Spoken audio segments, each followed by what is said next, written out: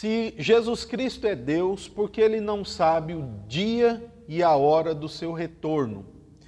Este questionamento tem sido apresentado, por parte de alguns que negam a divindade de Cristo.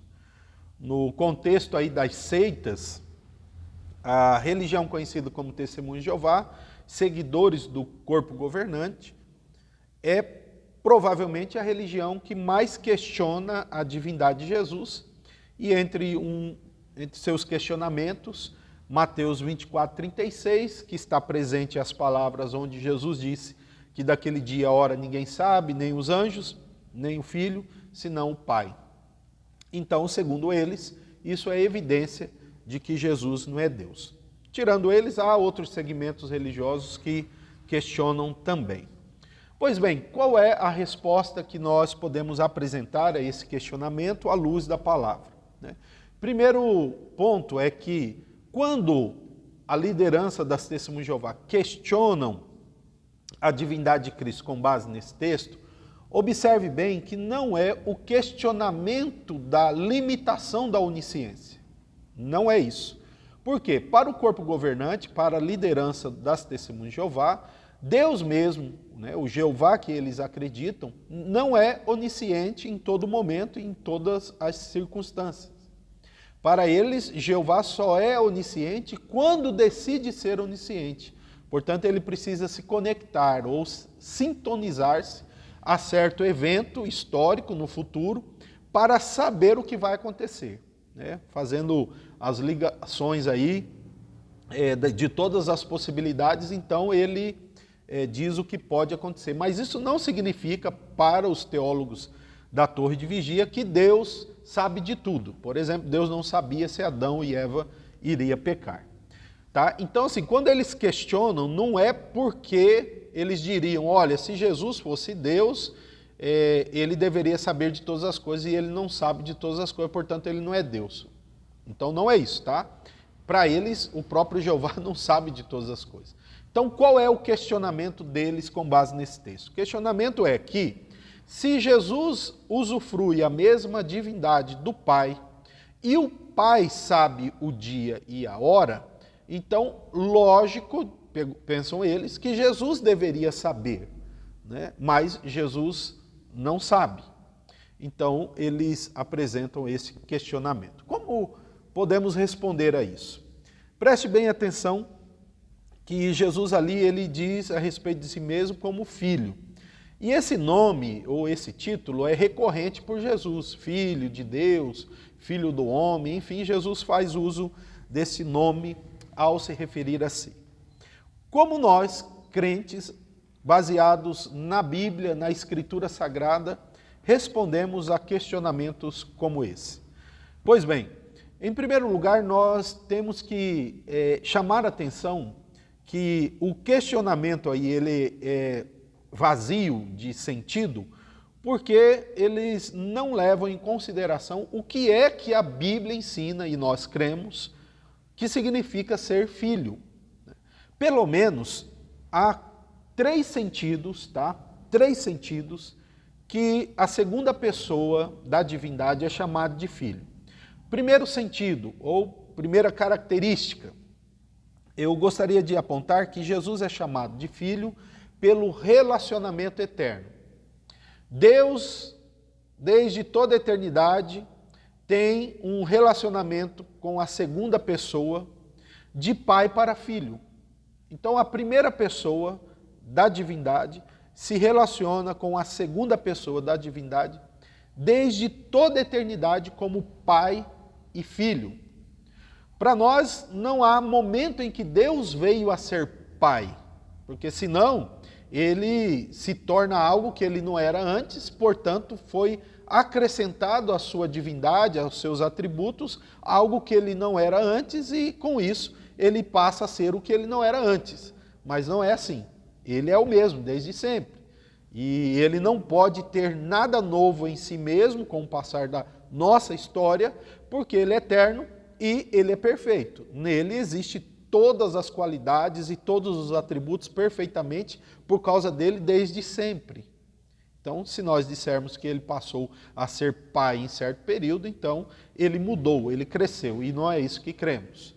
Então, desde quando ele, a primeira pessoa, é pai? Desde sempre. Por que desde sempre? Porque desde sempre a segunda pessoa existe. Então, nós cremos que a geração eterna é uma geração de relacionamento.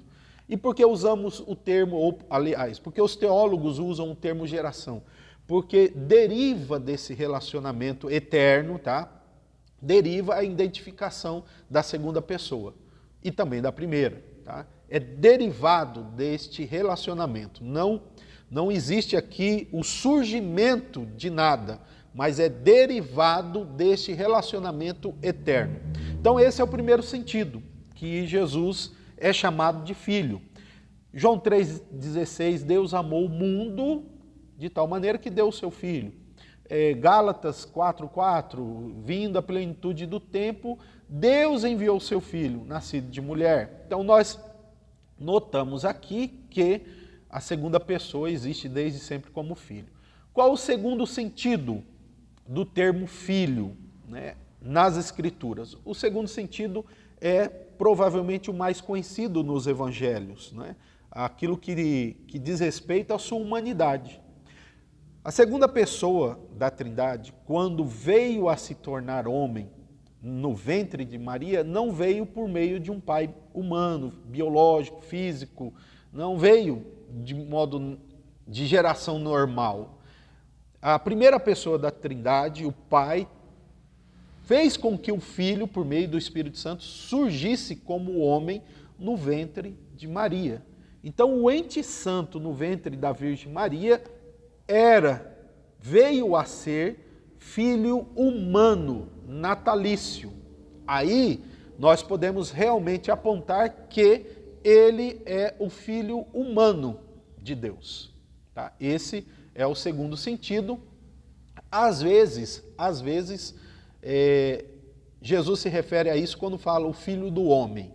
Mas às vezes Jesus usa também o filho do homem referindo-se ao primeiro caso, porque um dos nomes não exclui o sentido do outro, mas leva isso em consideração.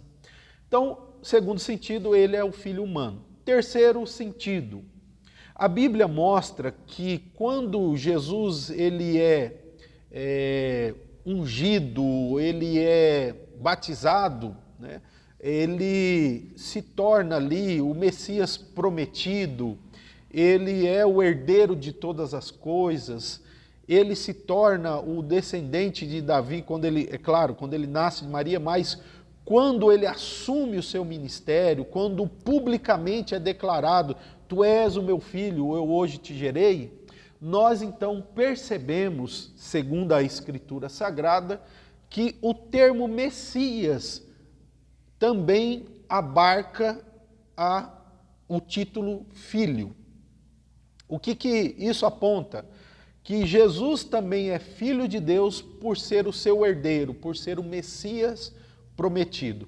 Tem algo no Salmo que diz, né, eu hoje te gerei, né, tu és o meu filho, eu hoje te gerei. A ideia ali é que ele publicamente é declarado Messias. O filho humano é o Messias também. Então, nesses três sentidos, nós aqui apontamos. A segunda pessoa da Trindade é filho pelo relacionamento eterno.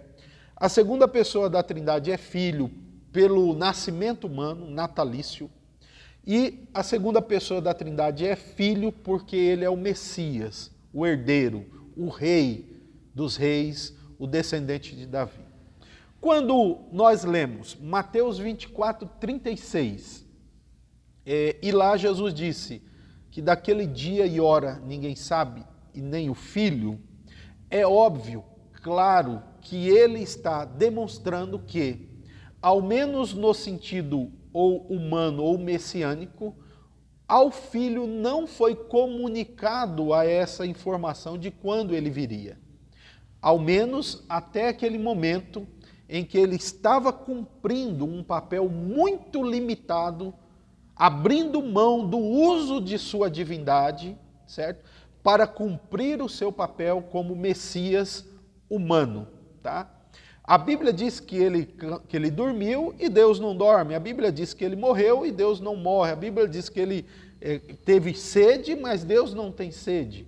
Então, a Bíblia diz também que ele não sabe do dia e a hora que ele voltaria, mas Deus o sabe. Mas esse entendimento deve ser óbvio e biblicamente atribuído àquilo que a Bíblia diz dele como filho.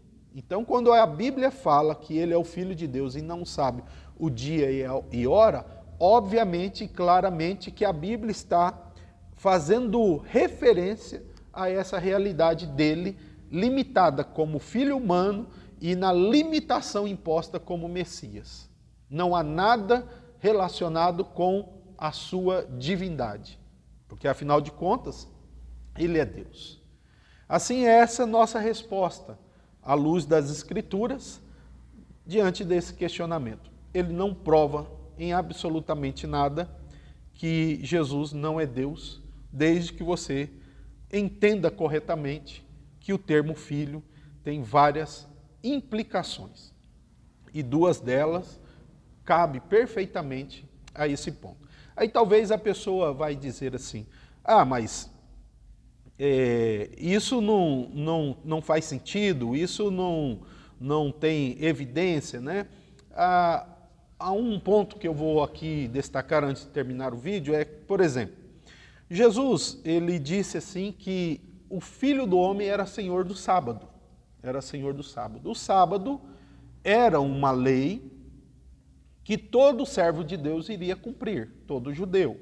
Jesus, ele não desobedeceu a lei. Ele não podia ser acusado de pecado. Então, ele não desobedeceu. Então, o porquê é que ele, como filho do homem, poderia ser senhor do sábado? É evidente que quando ele usa o termo filho do homem, ele está tendo em mente o quê? A sua divindade. Porque como homem mesmo e como Messias, ele deveria cumprir e cumpriu. Mas ele, como filho eterno de Deus, ele era senhor do sábado.